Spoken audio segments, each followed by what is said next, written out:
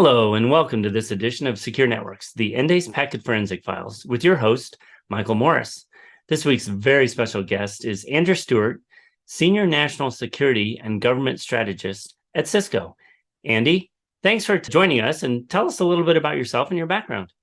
Hey, Michael, it's great to be here. I've been with Cisco for the last 4 years, supporting our national security, defense, and federal customers. So I get to work closely with our customers and our systems engineers to develop secure solutions for government. Prior to that, I spent just over 30 years in the U.S. Navy, so I am a little familiar with government.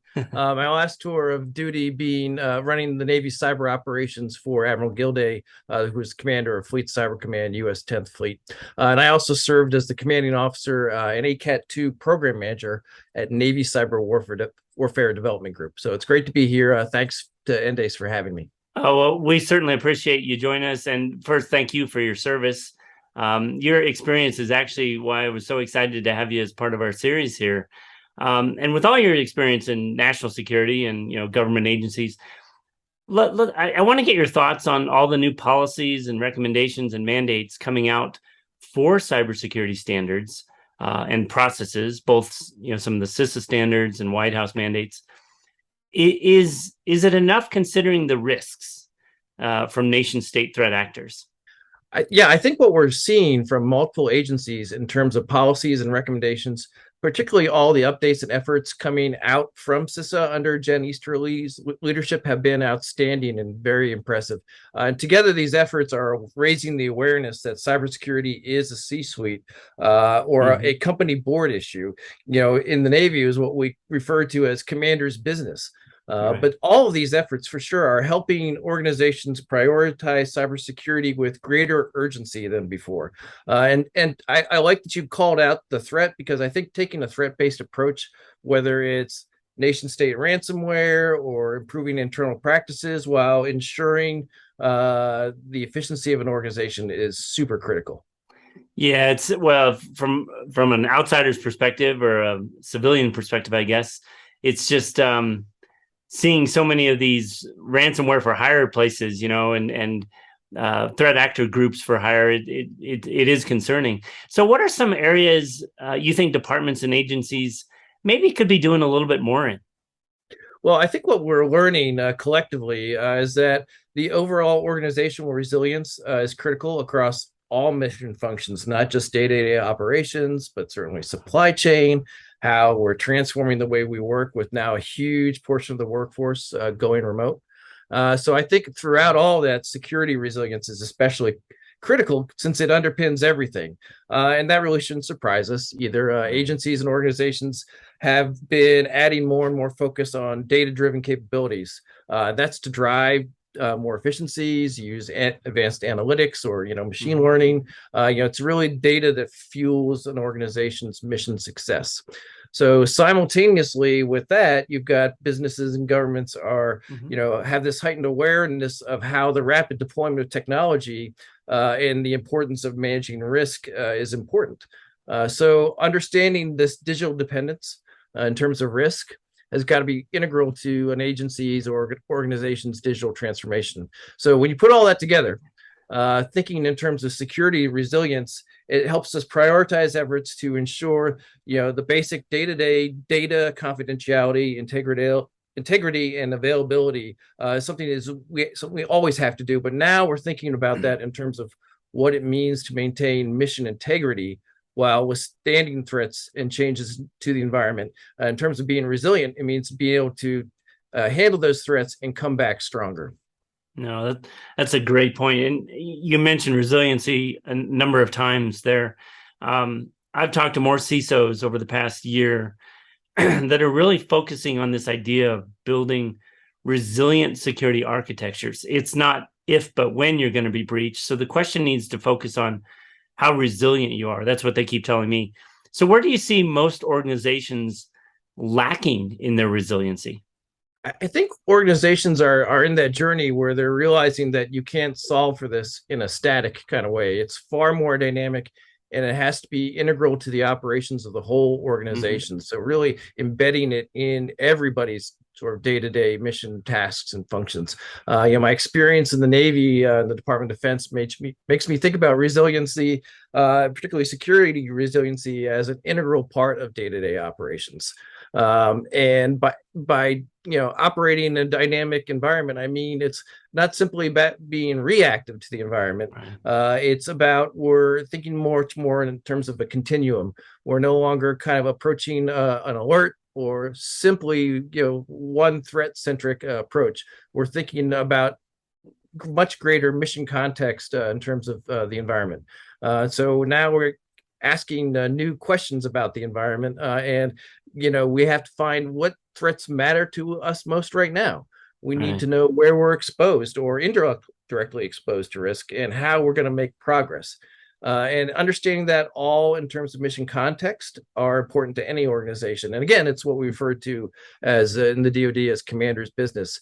So I think through the lens of security resiliency requires an approach different from what the past offered. We're going from point solutions that were built in a siloed strategy, and now we're thinking much more in terms of going from prevention to detection, response, and recovery. So we're out of that siloed environment, and we're much in a much more highly connected environment, and that's why it's so much more dynamic. No, that's a great perspective, and obviously being in the Navy, you guys had contingencies and resiliency plans for pretty much everything. So that was a mindset that I think your experience in the security industry is sharing with broader leaders. We met at Billington Cybersecurity Summit this past month, and a big topic of that event, as you know, was this whole concept of zero trust. First, what does that mean for you? And do you think most organizations are ready to take on all that zero trust really means?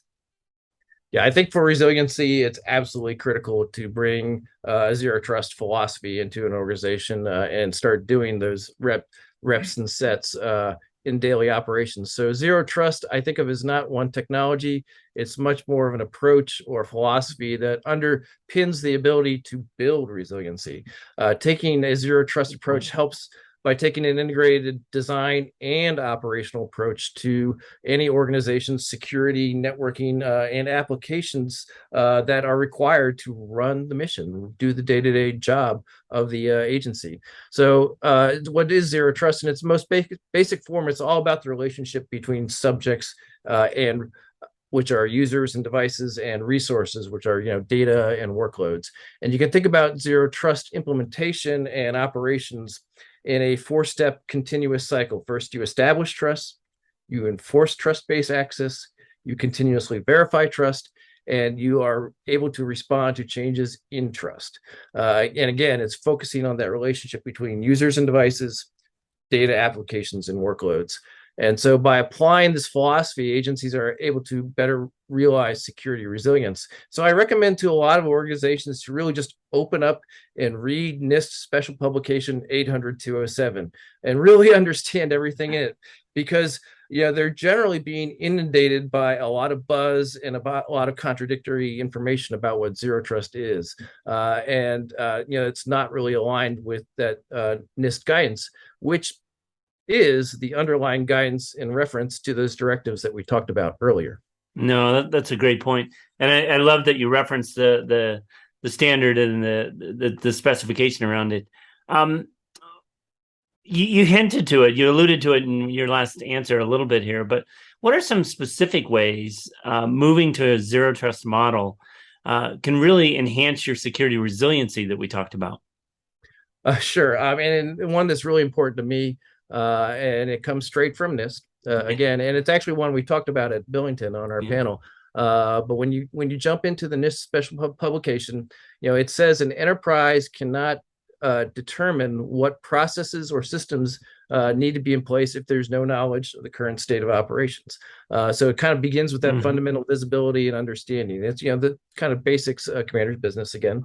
And so NIST says, hey, you can't do a zero trust deployment without really involving and developing access policies that are around acceptable risk to a designated mission, business, or process. And you have to before you take on that effort to bring zero trust into an enterprise, you need to have a survey and understanding of all the assets, subject, data flows and workflows in the environment. And so it really actually goes back to doing all those things that we were supposed to do that were described in the NIST risk management framework, that RMF. But I think what's exciting now is we're able to do that more dynamically. So it's much more critical to have the visibility to be able to map those data flows, understand them, document what's normal, and think through the mission or business process in context of the threat and the risk to the organization. And then you can start really implementing policy and make sure you're able to assess and monitor and are prepared to make changes and respond. So in your path to resiliency, visibility is key to understanding all those business flows or mission flows, so that you're able to implement good zero trust principles and policy, and you can do that efficiently and are able to respond. No, that's an excellent point on that. That's why I want to hit on my next question is there's a lot of details and complexities into building a zero trust architecture. So that's a lot to take on for an organization. So what are some first steps or approaches you might have suggestions for a CISO or a SecOps team to really begin to plan out or adopt or evolve to a zero trust model? No, I think it's good. And a great question. And if I haven't said it before, the zero trust principles really are to never assume trust, always verify trust, and enforce least privilege. And embedding these principles across an enterprise is definitely not easy, as you say, and it can get super complicated. And so that's really why having a strategy is key. How you address those principles requires a strategy that involves thinking through the network and security suite as a platform with capabilities made up of underlying technologies, which people will be operating through processes, and to ensure that throughout that whole platform capability, you're able to eliminate excessive trust and continually enforce explicit trust. So ease of use, interoperability, and time to value are all critical when you start thinking through this, and definitely leveraging capabilities that are already in the environment, because you can't just impact all the workers who are used to existing processes. So how do you actually get value of what you have, ensure that worker productivity, adoption for the user community, and overall ROI is super important. We've seen zero trust security pay off in big ways for businesses in terms of not only better security and higher performance and faster threat response, but certainly decreasing the risk of data breaches. We've seen customers who have a nearly 200% ROI by enabling hybrid work and optimizing a security team's performance and being more efficient. SOC teams can be faster in their responses, and we've been able to deliver a 90% increase in SOC efficiency to our customers. So in terms of one scenario you could think about, just as an example, that SOC having an XDR solution that provides visibility, analytics, and automation, along with orchestration and governance in a cohesive way across the zero trust platform, so you can respond to changes in trust and unify visibility all across those control points, from identity, device, network, application data. And those tools have a natural integration, interoperability with each other. So like Cisco Secure Network Analytics works naturally with our firepower firewall and can effortlessly work with full packet capture solutions like Endace, so that when you're in incident response mode, you can really find the threat, get to the bottom of what's going on in your environment, and respond. Interoperability is the one thing. There's so many point solutions on the market right now, and being able to tie things together to make it efficient, which really leads to my next question, because we haven't touched on this, but we talked about it when we were together in Washington, was the training and the technical competencies needed across certainly the SOC teams, but really, as you mentioned, the entire organization to have that resiliency, especially for full zero trust architecture. So what can organizations do to help in the development and the training of their analyst teams, of their security analysts themselves, to really have the right competencies? I'm glad you brought in the people aspect of it, because at the end of the day, technology should be providing good processes that enable people, instead of people always having to develop processes, because technology doesn't work together. Absolutely. It's super relevant right now. Cisco's purpose is to power an inclusive future for all, and building a part of that future is creating access to education regardless of geography, gender, or ability. And so whether you are a SOC analyst or you're a user, that level of education is super important. And we're living in a time where, we're living in a digital economy, and that shouldn't be seen as a luxury, but as an opportunity for everyone and everywhere. And so just recently, Cisco Networking Academy made a big announcement about an audacious goal. After the past 25 years, the Networking Academy has been equipping individuals around the globe with this power. But we've just announced a new goal to offer digital skills and training to 25 million new learners over the next 10 years. Wow. And it will not only, celebration of what we've done for the last 25 years, but it will, help millions more people around the world to gain access to in-demand jobs, empower the workforce of the future with education and career opportunities. And so Networking Academy continues to equip learners around the world, and that helps people open doors and opportunity for all.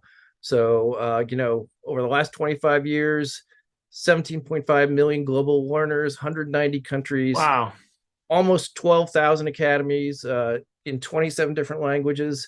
I'm looking forward to what the next 25 years will bring. And one of the things I often say to my active duty and veteran colleagues is most of these courses are free.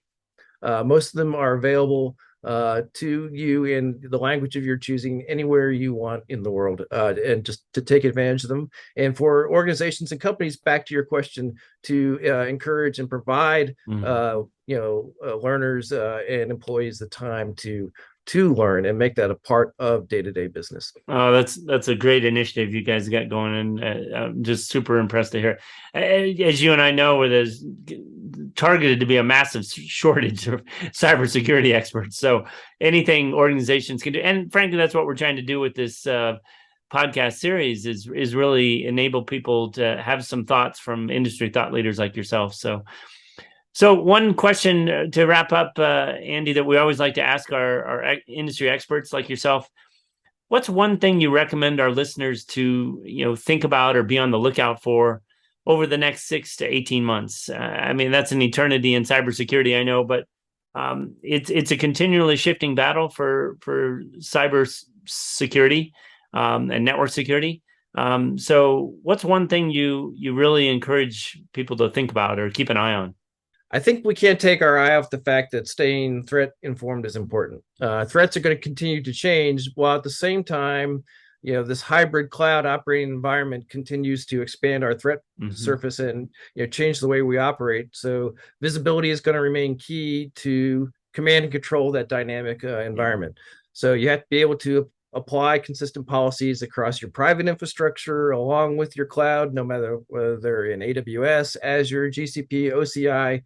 The lists is many. So as organizations adopt more cloud services and implement new applications and deliver new microservices, ensuring that you can apply threat-informed, consistent policies across that entire environment with visibility and microsegmentation with a zero trust approach is going to be critical for security resiliency. No, that's a great closing point. Andy, thank you for taking time out of your busy schedule to join us and share your insights and how to better secure networks. We'd ask our listeners to tune in next time for another edition of the Endace Packet Forensic Files. For more information about Endace's network packet capture platform and our integrations with our fusion technology partners like Cisco, please go to endace.com. Andy, thank you again for taking the time with us. Thank you, Michael, and thanks to Endace.